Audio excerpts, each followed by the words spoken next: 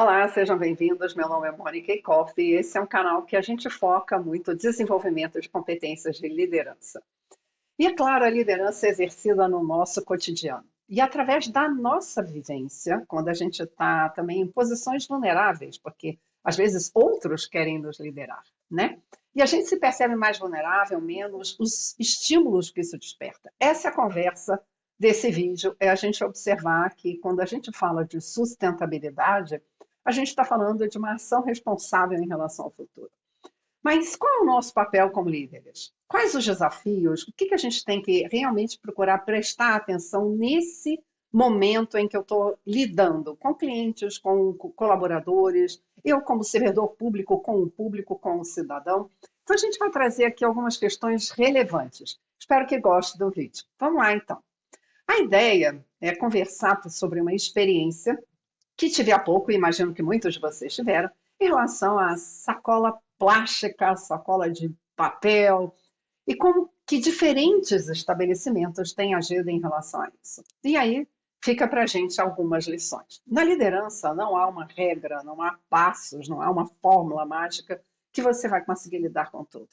Por isso, a cada interação, é interessante a gente perceber como se sentiu, o que isso gerou na gente? Quais estudos ou pesquisas podem nos ajudar a transitar em relação a algumas escolhas, a decisões que vamos tomar? Então, falei, o fato ocorrido é parte da premissa dessa necessidade, perdão, cada vez maior, da gente cuidar do nosso planeta. Tem aqui algumas imagens da importância da gente procurar reciclar, porque o nosso impacto hoje é muito grande e a gente não tem um plano B. Então, a sustentabilidade é uma demanda importante, não temos um outro pontinho azul, um outro planeta para habitar.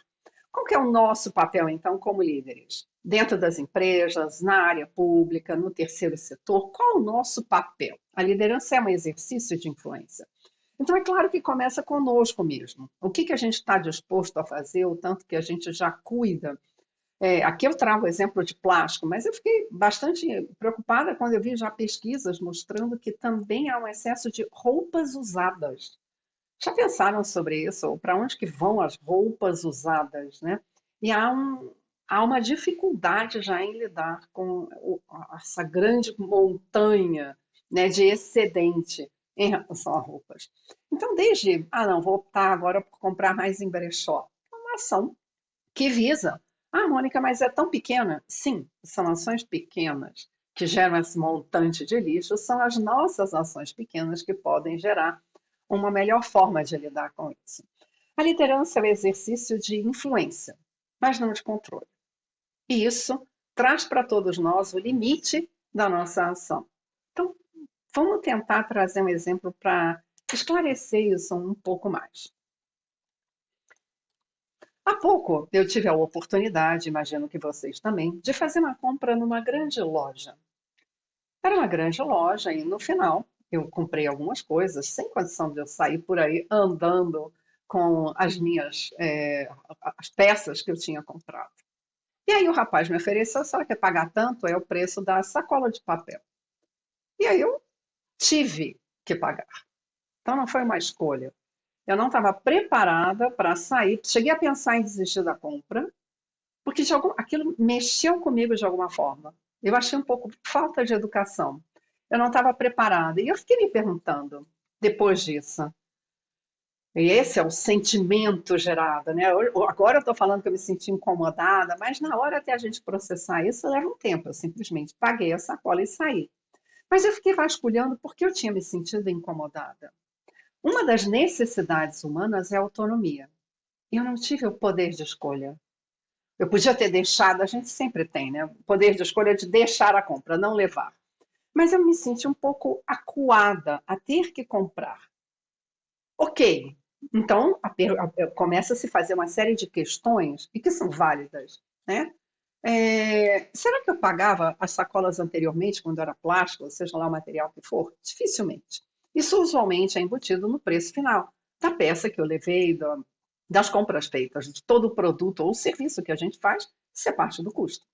Então, qual é a intenção da loja quando me cobra um valor para eu adquirir uma sacola. Por que que ela não fez como fez com as demais?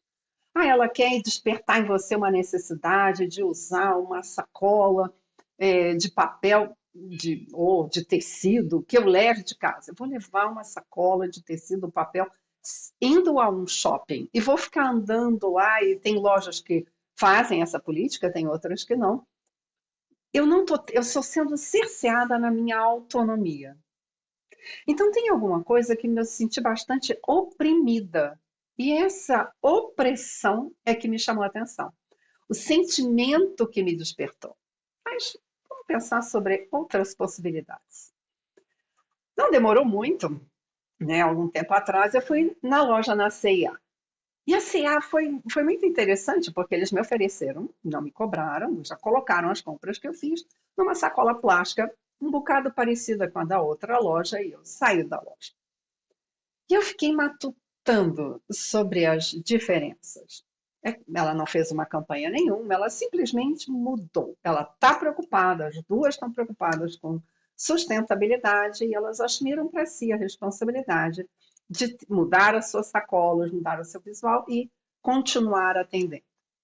Eu lembro da história da C&A algumas décadas atrás. Ela fez todo um ambiente um pouco mais dark, ela tinha esse movimento um pouco rolando no mundo e era um pouco agressiva até, de alguma forma, as propagandas e as coisas. Eu lembro que até o forro deles pintaram de preto. A loja teve um outro visual, que terminou até por me afastar.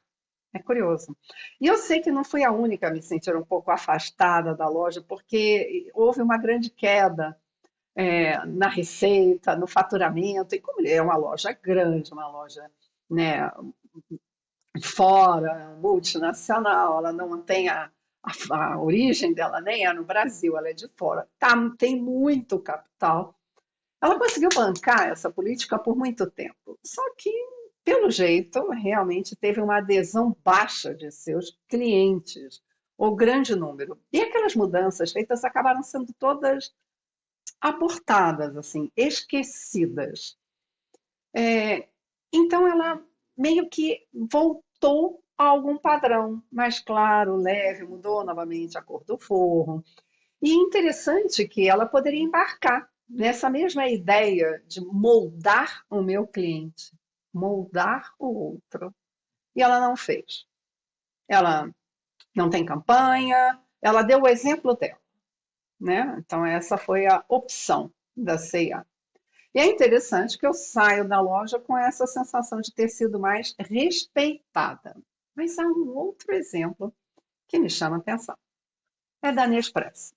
Talvez vocês já tenham ido numa loja pequena da Nespresso e eles fazem as cápsulas e se orgulham das cápsulas serem de alumínio, é reaproveitável. Enquanto você está comprando, fica passando um filminho numa das câmeras das televisões da loja, falando da importância de reciclar e muitas vezes, eles te oferecem uma sacola para você colocar as cápsulas utilizadas e devolver. Então, eles não fazem só o seu papel. Então, eles não anunciam para você só que tem as cápsulas são de alumínio e que você está ali consumindo de uma empresa que é responsável, todo o material delas, a sacola que elas te entregam, as cápsulas que você compra, é de papel. Mas, além disso, ela te convida para mudar um comportamento. Então, ela não te penaliza, cobrando de você um preço a mais caso você não traga as cápsulas. Não é isso que acontece. Ela não pergunta se você não trouxe as cápsulas, então você vai ter que pagar um pouco. Ela não penaliza nem premia nada. Que seria o caso a gente tentando fazer uma comparação com a primeira loja que me chamou a atenção. Mas ela te convida, vem participar comigo. Eu te trouxe a sacola que você pode juntar e ver isso já há alguns anos, eu faço isso há alguns anos, quase 5. Ver esse engajamento, a alegria, a oferta da sacola para colocar as cápsulas, só que a sacola é meio pequena. Então eu falei, cara, eu não vou conseguir usar essa sacola tão pequena e toda hora tá levando lá. Mas eu peguei uma caixa de papelão no supermercado, forrei com uma sacola plástica e ali eu vou depositando vários. Depois eu pego algumas dessas sacolas, encho várias, ponho numa sacola maior e levo de uma única vez até a loja e entrego. Pronto, eles me influenciaram, moldaram meu comportamento e hoje eu me sinto feliz. Estou eu aqui divulgando a marca porque ela me ajudou a ser cada vez mais congruente com o que eu procuro fazer, de dar a minha pequena contribuição num mundo mais sustentável. Entregar um planeta ainda belo para gerações futuras. Então, alguns elementos são importantes quando eu quero fazer realmente uma liderança, uma ação engajada. Eu tenho que eu estar de verdade comprometido com isso. Essa é uma empresa que está de verdade comprometida com isso. Há várias preocupações nessa direção, desde as sacolas, ao material, os insumos, como eles fazem a reciclagem depois. Opa, uma cadeia bem pensada, bem autêntica. Mas mais do que isso, né? A diferença aqui que a gente observa é que há um convite, um exercício de influência para que eu participe, mas não há uma supressão da minha liberdade. Então eu não me sinto penalizada, eu me sinto convidada, né? E isso molda todo um comportamento. Enquanto eu penso em restringir a primeira loja, de não ir lá, de evitar, porque eu não quero ficar andando com uma sacola de papel, de tecido pelo shopping, eu não acho isso interessante. Muitas vezes eu vou no shopping e não me preparei o suficiente para acontecer isso, eu estar com esse tipo de coisa. É, eu acho uma ação agressiva em relação à minha pessoa. Então, teria que pensar outras campanhas, talvez até reaproveitamento de roupas, participar de algum tipo de fornecer elementos para um brechó, não sei. Mas observem quão sutil pode ser a nossa ação, como e para gerar um exercício de real influência ou de controle. Toda vez que eu opto por penalizar, por controlar, quando eu, de alguma forma, hostilizo quase o meu cliente, né, impondo a ele o que eu acho ser o certo, né, o correto, eu tiro dele a liberdade. A liberdade é para todos nós um bem muito importante. Para alguns autores, como Maslow, essa autonomia, essa liberdade é uma necessidade muito relevante para o ser humano. Então, acaba que a gente afasta os clientes de nós. E aí, essas reflexões são relevantes, porque o exercício da liderança é um exercício do ser. Então, eu preciso reconhecer esse ser do outro, né? E dar esse espaço para que ele seja integral, para que ele seja inteiro, para que ele seja autêntico. Não significa não influenciar. Significa abrir mão de controlar. Isso é bastante desafiador. Mesmo na área pública, é belo a gente ver o trabalho de algumas agências reguladoras, como alguns órgãos de muita força, né, que regulam nossas atividades como cidadão, antes de mais nada, fazendo um convite para despertar uma consciência. E aqui em Brasília foi lindo o trabalho feito, estou dando um exemplo mais antigo, mas tem exemplos bem atuais também, com relação às faixas de pedestre. Tinham primeiro atores que ficavam ali, hoje em dia em Brasília a gente sempre para nas faixas de pedestre. Já vi várias pessoas comentando que quando elas vêm visitar a cidade, elas ficam testando, elas andam ali perto da faixa de pedestre só para ver como que os motoristas fazem. E nós paramos. E isso começou com um convite primeiro. Anjos que ficavam sinalizando ali nas faixas, depois mais atores diferentes, até que por fim realmente um guardinha de trânsito ali, porque as pessoas captam estímulos diferentes. Mas, como empresas, nós não temos a ação coercitiva do Estado. Então, o nosso exercício é sempre mesmo de influência. E aí, e você? Como tem trabalhado a sustentabilidade e convidado o seu cliente, ou mesmo o cidadão, para ter essa postura mais sustentável?